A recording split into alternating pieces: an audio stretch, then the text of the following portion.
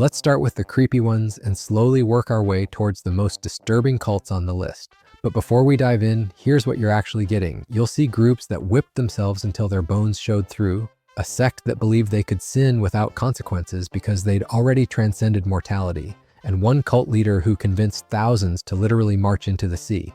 Plus, I'm throwing in documented proof from medieval court records that'll make you grateful you weren't born in 1250. Number 10. The Pastoureaux. Picture this. It's 1251, France is bleeding money into the Crusades, and King Louis IX just got captured in Egypt. Suddenly, a guy calling himself the Master of Hungary shows up claiming an angel told him to lead a peasant crusade. Thousands of shepherds and farmhands drop everything and follow him. Sounds noble until you realize what happened next. These guys didn't march to the Holy Land. They marched through French towns, slaughtering priests, burning churches, and specifically targeting Jewish communities with a brutality that shocked even medieval Europe. The Master of Hungary told his followers they were purifying Christianity by killing the corrupt clergy. Their logic? If the official church was too sinful to win the Crusades, they'd build a purer version through violence. French authorities eventually hunted them down, but not before they'd murdered thousands. The Master of Hungary was killed, but here's the twist. The movement came back in 1320 with the exact same tactics. Dead. Number 9. The Fraticelli. The Franciscans started as poverty-loving monks who gave up everything to follow Christ. The Fraticelli took that idea and cranked it to 11, then refused to stop when the Pope told them to chill out. They believed the institutional church had become so corrupt that the Pope himself was the Antichrist. Not a metaphor. They genuinely taught that the papal throne in Rome was literally occupied by Satan's representative on earth. Here's where it gets wild. They set up alternative churches, performed their own sacraments, and told their followers that any Christian taking communion from a regular priest was damning their soul. The church hunted them for centuries because they weren't just heretics. They were building a parallel Christianity that threatened to split the faith entirely. Dozens were burned at the stake, but pockets of Fraticelli kept operating in secret until the 1400s. Their endgame? Wait for the corrupt church to collapse so they could rebuild it properly. Spoiler, they're still waiting. Number 8. The Brethren of the Free Spirit. Imagine a cult that teaches you've achieved such a high spiritual state that sin is literally impossible for you. The Brethren of the Free Spirit believed that through mystical union with God, they'd transcended normal morality. Murder, theft, adultery, all irrelevant once you reach their level of enlightenment. They operated across medieval Europe, mostly underground, teaching that heaven and hell were psychological states, not real places, which meant no consequences. They shocked authorities by openly practicing what they called spiritual marriage, which was exactly what it sounds like, except they claimed it was holy. Multiple members were tried for teaching that once you achieved perfection, you could do literally anything without sinning because your soul was incapable of moral corruption. The scary part? They were convincing. Educated people joined them. The church spent 2 centuries trying to stamp them out, issuing papal bulls specifically condemning their theology. Several were burned, but the movement kept resurfacing because their core idea was dangerously appealing. You could be divine right now, and once you were, the rules didn't apply. Number 7. The Adamites. These folks took the Garden of Eden thing way too seriously. The Adamites believed humanity's fall from grace happened when Adam and Eve put on clothes, so they worshiped completely naked, not just during ceremonies, all the time. They formed communes where everyone lived without clothing or property, claiming they'd restored paradise on earth. But it gets darker. Some Adamite sects practiced what they called returning to innocence, which included rejecting marriage entirely and sharing partners communally. They argued that shame itself was the real sin, not the acts people felt ashamed about.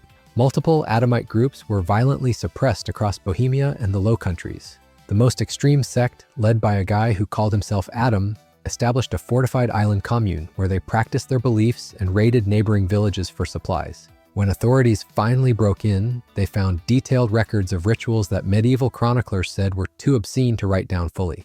The entire group was executed. Hands down, one of the strangest heresies the church ever faced. Number 6. Tanchelm's cult. Tanchelm was a priest in the Netherlands who went completely off the rails around 1110. He started preaching that he was the Holy Spirit incarnate, not inspired by the Holy Spirit. He claimed he literally was God's third aspect walking around in human form. His followers believed him so completely that they drank his bathwater as a holy sacrament. Yes, bathwater. He traveled with an entourage that included armed guards and a woman he called his Mary, claiming their spiritual union mirrored the divine marriage between Christ and the church. He performed mass weddings where brides would marry him spiritually before their actual husbands, and he kept the wedding gifts. The church sent priests to debate him, and his followers would beat them in the streets. He accumulated so much wealth from donations that he supposedly traveled in a boat decorated like a throne. His power grew until he controlled much of Flanders. Authorities couldn't touch him because he had thousands of devoted followers ready to fight. Then one day in 1115, a priest just walked up and stabbed him to death. The cult collapsed instantly. Turns out when your god leader dies like everyone else, the illusion shatters. Solved. Number 5. The Massalians. The Massalians believed every single human was possessed by a personal demon from birth, living inside your soul, controlling your thoughts. Their entire theology centered on expelling this demon through constant prayer. Not daily prayer, constant prayer. They prayed without stopping, sometimes for days, refusing to work or eat because they considered all physical activity a distraction from spiritual warfare. But here's the disturbing part. They taught that once you expelled your demon, you could literally see it leave your body, usually as a dark vapor or animal spirit. After that moment, you were sinless and incapable of evil. The logical endpoint? Several Massalian groups decided that once purified, they should test their sinlessness by committing acts that would normally be heinous. If you felt no guilt, you'd proven the demon was truly gone. Church authorities documented cases of Massalians justifying murder and assault as spiritual experiments. They spread from Syria into the Byzantine Empire, gaining followers among monks who found the idea of visible, achievable salvation appealing. Multiple councils condemned them across 4 centuries. The movement finally died out, but their central anxiety, that you might be controlled by something inside you that you can't remove, that's the stuff of psychological horror. Number 4. The Flagellant Movement of 1260. Go ahead, pick one. Would you rather live through the Black Death or watch thousands of people whip themselves bloody in your town square every night? If you chose the plague, good call, because at least it wasn't trying to recruit you. The Flagellants believed the Black Death was God's punishment for human sin, and the only way to stop it was public penance through extreme pain. They marched from town to town in processions, beating themselves with leather whips embedded with metal studs. We're not talking symbolic taps. Medieval accounts describe backs flayed open to the bone, blood spraying spectators, men collapsing from blood loss. They believed that 33 days of this, matching Christ's years on earth, would cleanse the world. But here's where it turned from extreme piety into a cult. They started teaching that their suffering was more powerful than the church's sacraments. They didn't need priests or confession because their blood was washing away sin directly. They performed their own rituals, claiming divine authority. The church banned them, but they kept growing because people were terrified and desperate. Some flagellant groups turned violent, attacking Jewish communities and clergy who opposed them. The movement spread across Europe until multiple popes threatened excommunication for anyone who joined. Thousands died from infection and blood loss. The ultimate irony? Medical historians now think the mass gatherings helped spread the plague faster. They made it worse. Number 3, the Apostolic Brethren. Fra Dolcino didn't just start a cult, he started a war. Around 1300, this Italian mystic began preaching that the church was so corrupt that God had abandoned it entirely and chosen him to lead the true faithful. He gathered thousands of followers into the mountains of northern Italy, where they established a fortified commune. They practiced communal property, rejected marriage, and prepared for the apocalypse Dolcino promised was coming within 3 years. The church sent crusaders after them, not metaphorical crusaders, an actual armed crusade against Christians in Italy. What followed was a brutal guerrilla war in the Alps lasting years. Dolcino's followers held out through starvation, disease, and multiple sieges. They raided valleys for supplies, and medieval chroniclers accused them of atrocities against church supporters. When papal forces finally broke their defenses in 1307, they found the survivors eating bark and leather. Dolcino was captured alive. His execution was deliberately theatrical, tortured for an entire day while being paraded through the streets, then burned at the stake with his companion Margaret.